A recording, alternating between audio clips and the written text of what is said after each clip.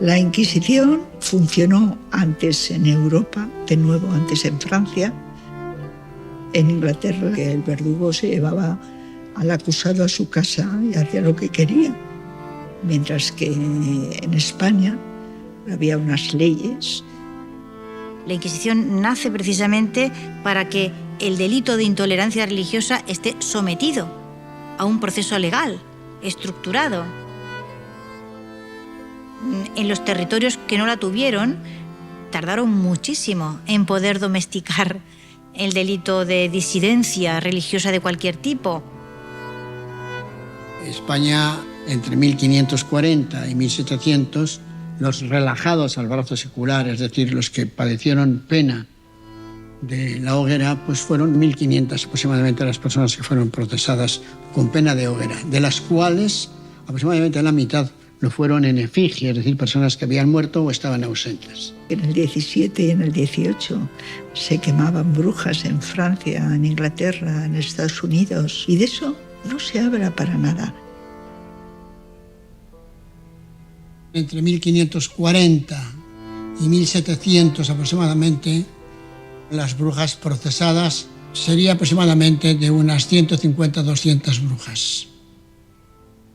Y a partir del 1604, en los tribunales inquisitoriales de España y de Italia y de las dependencias, los tribunales en Indias, en América, los 3 tribunales que había en Indias, no hubo ya procedimiento de brujas en absoluto, a diferencia de lo que ocurrió en otras partes de Europa.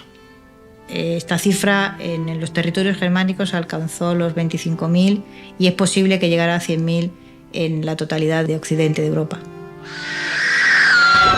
Se produce una confusión cósmica cuando se entiende que es que como no hay Inquisición en esos países, pues entonces es que el delito de disidencia religiosa no se persigue. Eso es falso.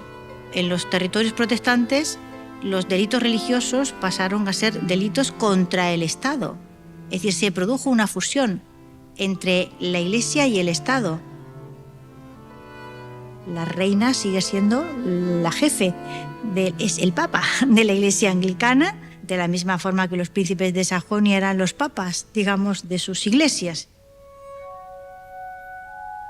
Lutero fue un buen criado al servicio de esos príncipes alemanes que son los grandes antagonistas del proyecto europeo de Carlos V. Produce una criatura que va a tener una larguísima vida y va a condicionar la historia de todo el Occidente, que es la propaganda.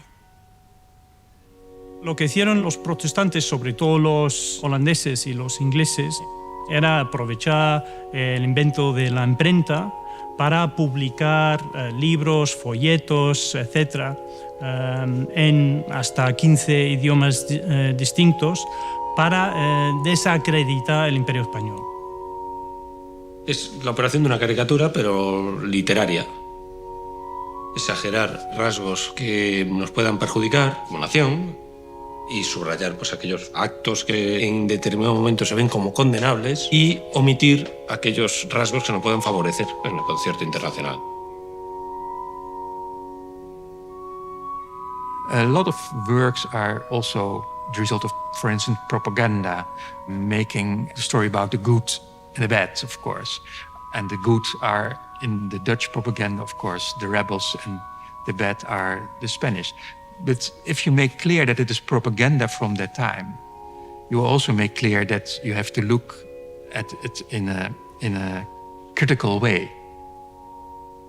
Toda la propaganda anticatólica es por definición antiespañola.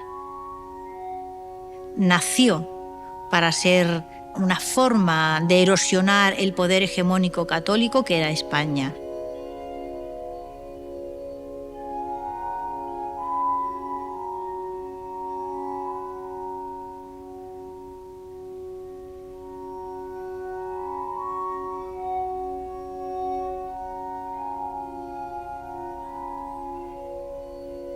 Los señores germánicos tienen derecho a imponer su opción religiosa a la población del territorio que ellos gobiernan. A eso se le llama libertad religiosa.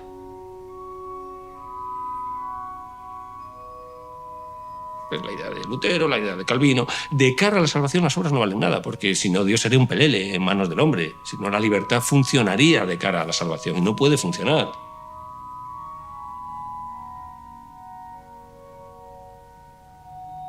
Los atributos totales de Dios, omnisciente, omnipotente, omnisapiente, omnipresente, se vendrían abajo.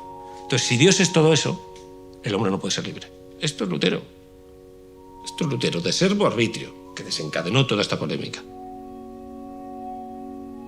El luteranismo es una manifestación de nacionalismo germánico y estaba hondamente marcada por el sello ese germánico, y los neerlandeses necesitaban su propia herejía, y el calvinismo viene a ofrecerles esa munición ideológica que Guillermo de Orange necesita totalmente.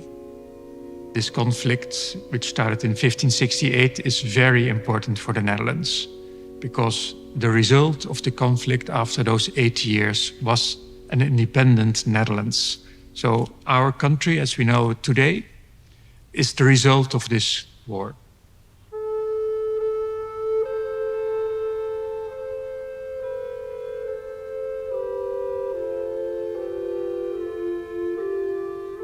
El calvinismo en Ginebra provocó del orden de 500 muertes en los aproximadamente 20 años que Juan Calvino controló y gobernó esa ciudad. Una ciudad de unos 10.000 habitantes. Pero Juan Calvino tiene hoy, en el Parque de los Bastiones de Ginebra, un monumento de varios metros de altura, puesto por la ciudad de Ginebra a su reformador.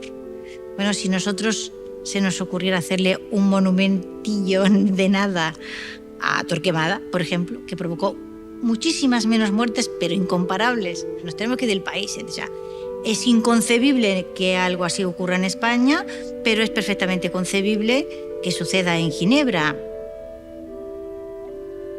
¿Cuánta gente procesó realmente Torquemada? En 160 años, 1.500 personas habían sido procesadas por la hoguera. Pues eso eliminaba la idea de tener esa idea simple, manipulable y grotesca también de entender que el tribunal pues era tan sanguinario.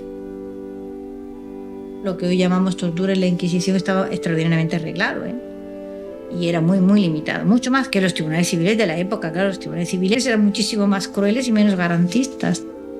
La popularidad del asunto inquisitorial llega a tales extremos que hay un auténtico negocio. Se gana bastante dinero enseñando instrumentos de torturas artificialmente fabricados sobre imágenes encontradas en distintos lugares de Europa que no son españolas y que no han tenido jamás nada que ver con la Inquisición y que son enseñadas allí como si en algún momento las hubiera enseñado la Inquisición. Esto no ha parado de crecer, o sea, se manifiesta en libros de texto, se manifiesta en cómics, se manifiesta en películas y se manifiesta en esta clase de falsificación muy burda y hasta vulgar. Es un desarrollo más del asunto de la leyenda negra y de la enorme rentabilidad que ese argumentario ha tenido y sigue teniendo. El que entra aquí sin mucha formación y ve esto está convencido de que esas atrocidades fueron una práctica normal en la Inquisición española. Y entonces eso afecta a España en cuanto a la imagen que de ese país se tiene. Y todos están contentos y no pasa nada, ¿entiendes? No pasa nada. El uso que hicieron los protestantes de la Inquisición española para construir el mito de la leyenda negra. Los ingleses y los holandeses montan esa primera campaña de propaganda de la historia para debilitar a España, para atacar a España, para movilizar a otras dinastías en contra de España, porque en términos puramente militares no lo pueden hacer.